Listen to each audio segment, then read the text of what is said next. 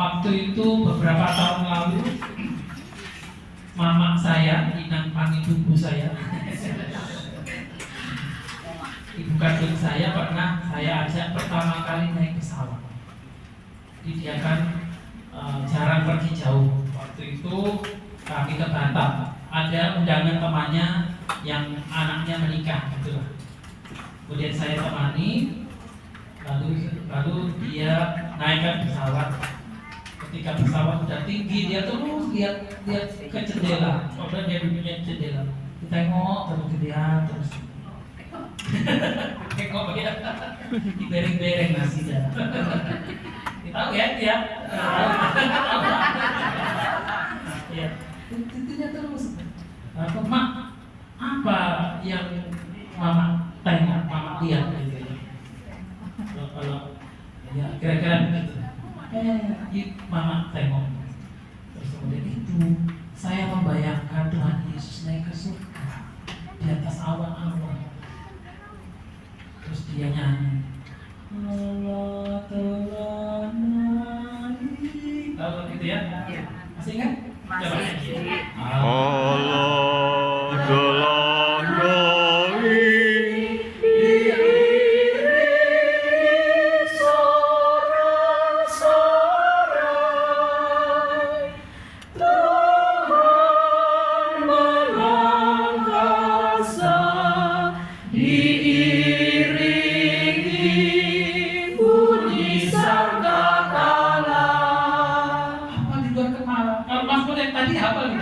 Ya tadi itu Mazmurnya. bisa aja kau. Ayatnya hafal ayat. Mau ya kan? Mau lihat. Yang sekarang mau lihat sulit sekali. Saya juga maksudnya nggak masuk ya. Lebih enak yang itu yang dulu itu. Enak jadul itu. Enak kan Tuhan naik mengangkat sawah. Itulah terbayang itu omakku itu waktu naik pesawat. Luar biasa Tuhan Yesus naik angkasa, naik seperti di pesawat. Ya, jadi disitulah kita boleh berefleksi tentang kenaikan Tuhan yang hari ini kita rayakan. Apa makna teologis dari peristiwa atau hari raya kenaikan anak naik Tuhan ini ya? Jadi yang pertama adalah kenaikan Tuhan itu menggambarkan bahwa Tuhan telah beralih dari kodrat manusianya waktu ia terlahir sebagai manusia, lalu mengalami sedih, mengalami sakit, mengalami wafat di salib. Ia beralih dari kematiannya di kayu salib menuju kepada kodrat ilahi ketika dia naik ke surga. Ia bangkit dan naik ke surga. Ada peralihan dari situasi kodrat manusia menjadi kodrat ilahi. Karena memang Tuhan Yesus memiliki kedua kodrat, yaitu ia sungguh apa? Allah. Manusia dan sungguh Allah. Allah. Jadi kita jangan ragu dengan kodrat Tuhan ini. Kalau dibilang Yesus itu kan nabi manusia, iya manusia. Tapi jangan lupa dia juga putra Allah, Allah putra, Allah yang menjadi manusia. Nah kodratnya sekarang, ketika naik ke surga, dia kembali kepada kodratnya ilahinya. Itu digambarkan dalam kitab Kolose, surat Rasul Paulus, Kolose 3 ayat 3. Ia akan datang kembali untuk sementara tersembunyi bagi pandangan manusia. Jadi seperti nanti Tuhan akan kembali dalam kemuliaan di tempat di mana dia naik ke surga. Kebetulan bulan Februari yang lalu saya diberi kesempatan ke Yerusalem. Di situ ada jejak kaki Yesus yang diyakini oleh gereja. Jejak kaki itu di mana Yesus terbang naik ke surga disaksikan para murid. Itu ada di gereja atau kompleks Bukit Zaitun. Di situ memang ada batu. Lalu saya melihat ada satu telapak kayak telapak kaki kanan begitu ya. Hanya satu, yang satunya sepertinya layang. Pak. Jadi Nggak tahu bagaimana saya membayangkan, seperti mama saya membayangkan begitu kira-kira naik pesawat dan terbang, pergi hilang ke atas begitu ya. Nah, lalu saya membayangkan kenapa kok Tuhan Yesus meninggalkan jejak kaki? Ayo, kira-kira kenapa kok jejak kaki, kok nggak tangannya gitu? Ayo, kira-kira kenapa di situ di Bukit Zaitun itu Yesus diyakini naik ke surga dan meninggalkan jejak kaki? Karena berdiri. Karena posisi berdiri. Iya, bukan duduk. Betul. Satu betul. Ada lagi yang lebih dalam lagi. Sebagai pijakan. Pijakan. Ya, kalau orang mau loncat gitu, seperti mau loncat batu gitu ya. Pesawat mau loncat gitu. Kurang dalam lagi. Dihubungkan dengan Injil hari ini. Injil hari ini apa tadi? Kalau ingat apa yang Yesus sabdakan hari ini? Aku akan menyertai. Pergilah dan Bahkan beritakanlah, ya. Pergilah dan beritakanlah. Menurut saya, refleksi saya, kaki itu menggambarkan gerakan. Orang bergerak dengan kaki, ya. Jadi kalau orang mau diam, mau bergerak dari kaki, beraktivitas dari kaki. Jadi kaki itu mau menggambarkan juga bahwa para murid tidak boleh diam. Ketika Yesus bangkit dan naik ke surga, mereka tidak boleh duduk diam. Ya sudah, Tuhan sudah naik ke surga, sudah jauh, kita nggak bisa lihat. Itu nggak boleh. Tapi Yesus mengutus, pergi dan beritakanlah Injil. Artinya ada aktivitas yang harus kita jalankan sebagai murid-murid Tuhan. Karena kita nanti pada hari Pentakosta, kita akan menerima kembali Roh Kudus, Roh yang dijanjikan Tuhan. Aku tidak akan meninggalkan kamu, tapi aku akan mengutus penghibur, yaitu Roh kebenaran, yang akan memberi kesaksian tentang aku, Roh Kudus, ya. Jadi jejak kaki Yesus itu saya melambangkan kita murid-murid Tuhan. Kita harus bergerak, kita harus mewartakan. Itu hal yang pertama dari peristiwa kenaikan Tuhan. Yang kedua adalah ketika Yesus naik ke surga, Yesus masuk ke dalam kemuliaan sebagai kepala.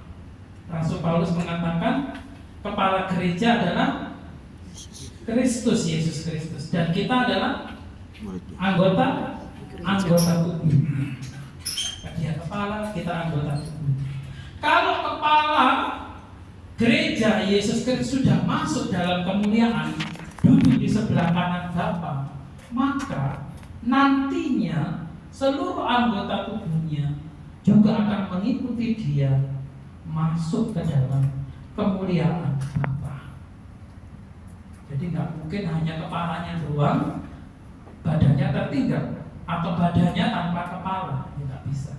Satu kesatuan, kepala dan anggota badan, satu kesatuan akan masuk nantinya pada kemuliaan.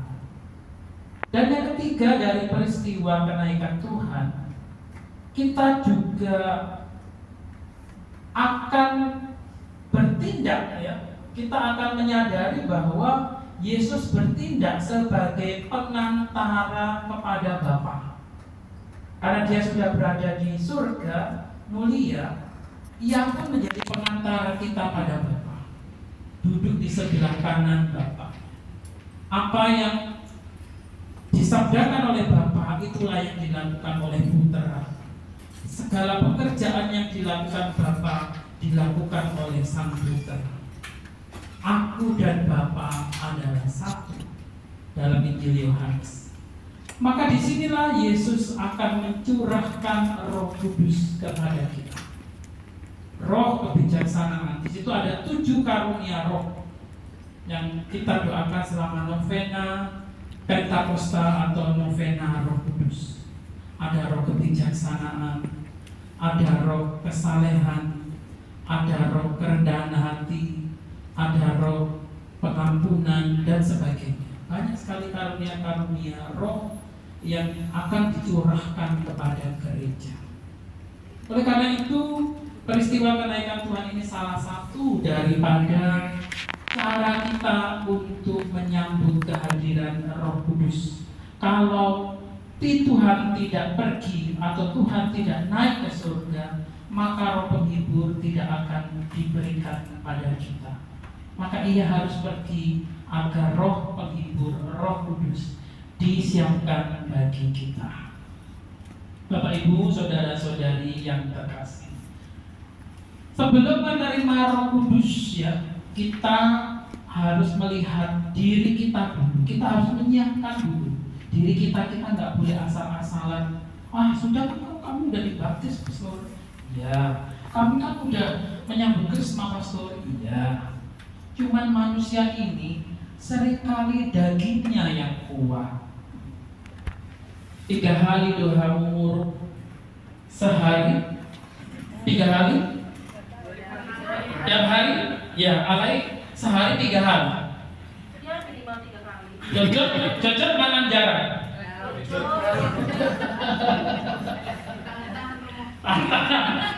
Tantangan ya itu. Padahal mohon ya ini.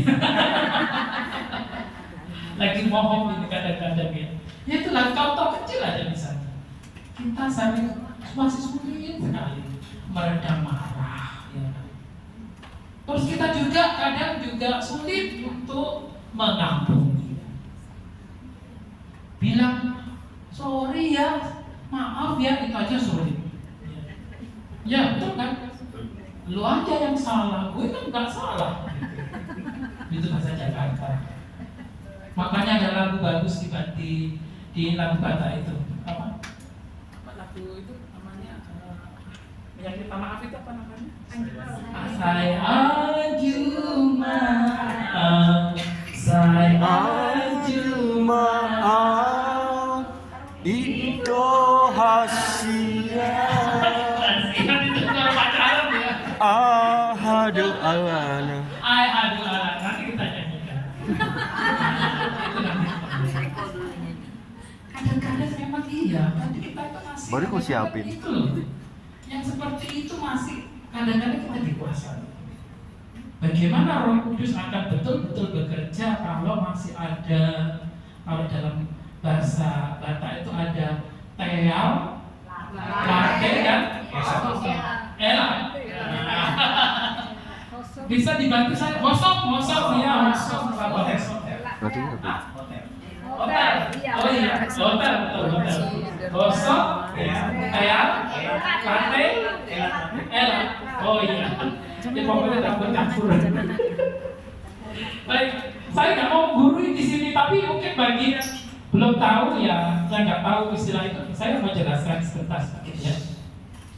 Jadi ada dotolu ular jahat, ya kan, yang menghalangi Roh Kudus bekerja dalam diri kita, yaitu tadi ya, kosong, ela, tealate, ya kan. Untuk Pak Eko yang belum tahu, pasti Pak Eko nggak tahu. Kalau tahu saya kasih 100.000. Oke, jadi Pak Eko, elang itu perasaan ingin atau lebih dari orang lain, merasa lebih tinggi, lebih kaya, lebih hebat, sombong lah ya kali ya, sombongnya. Elang itu, elang yang nggak terkendali akan menjadi late.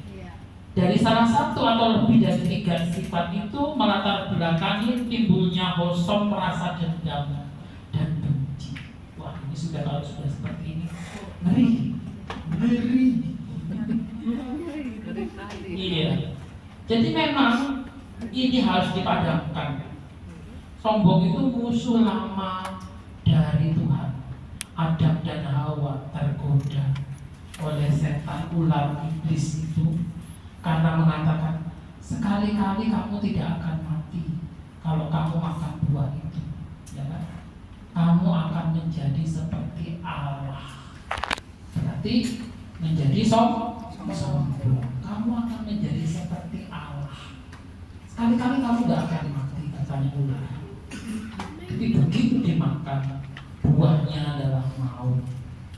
Seluruh keturunan Adam dan Hawa akan mati karena dosa asal yang diwariskan.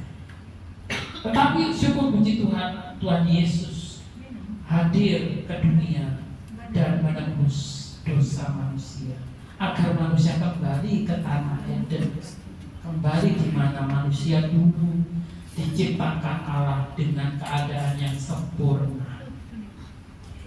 Kemudian kata teal itu ternyata itu orang yang cari muka, pura-pura rajin, cari aman, juga sok kadang-kadang kolang harta. Godang harta. Kena banget. Ya, jadi itu ya. Teal merupakan perilaku munafik, gak sesuai antara ucapan dan perilaku.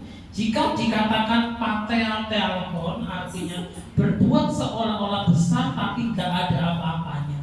Misalnya orang yang meninggikan diri, berlagak sombong, berlagak kaya, tapi keadaannya sebenarnya jauh dari kenyataan. Mobil baru tapi hutang. Kalau bisa nyicil masih bagus, kalau nggak bisa nyicil, buah gaya. Ya kan? Jadi kalau bisa biasa saja, apa adanya. Lalu latte, bukan kopi ya Pak. Saya pun dikira latte itu enak bisa diminum, kopi latte.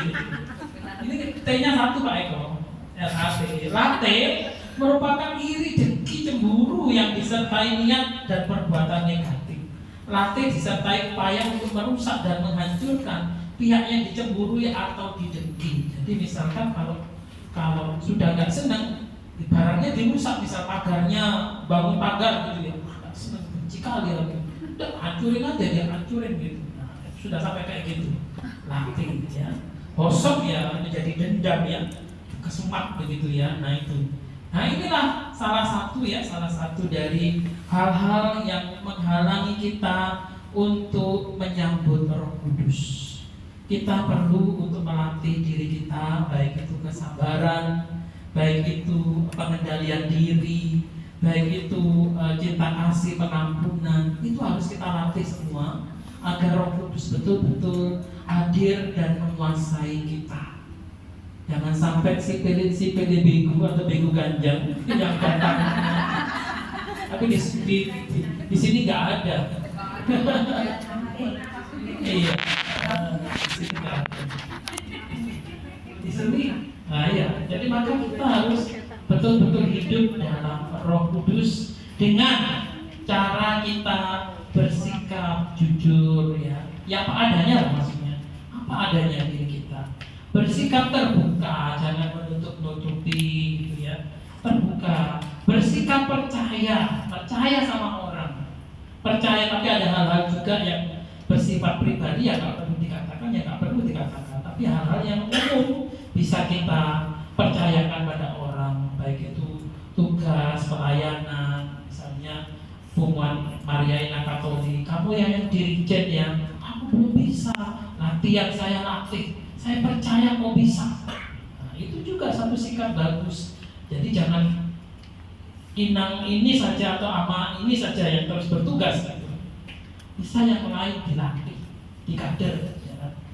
Itu juga teman-teman yang saat ini jarang datang ke Pumuan Maria Ina Karmel juga. Bagaimana kita mencoba untuk melatih rasa percaya? Kadang-kadang diberi kepercayaan orang mau tampil kan, beri kesempatan.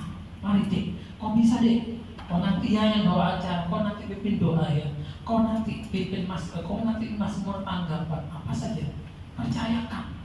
Pasti mereka kalau sudah, walaupun ada salah-salah jangan dibilang di depan orang. Sip maita, sip ya, sip. Kalau ada masalah sip. Diam aja tuh. Bilang aja oh bagus gitu, bagus. Tapi lain kali sini deh kita nyanyi bareng yuk. Coba kau nyanyi. Kalau saya nyanyi kayak gini. Oh gitu ya. Kamu rasa ada yang nggak cocok nggak? Oh nggak cocok. Nah disitulah kan nggak menyakiti hati. Kalau kau salah kau tadi gitu. Apalagi di depan orang-orang yang salah kau. Nah, minggu depan disuruh lagi nggak mau. Kalau biasa latihan kok gitu.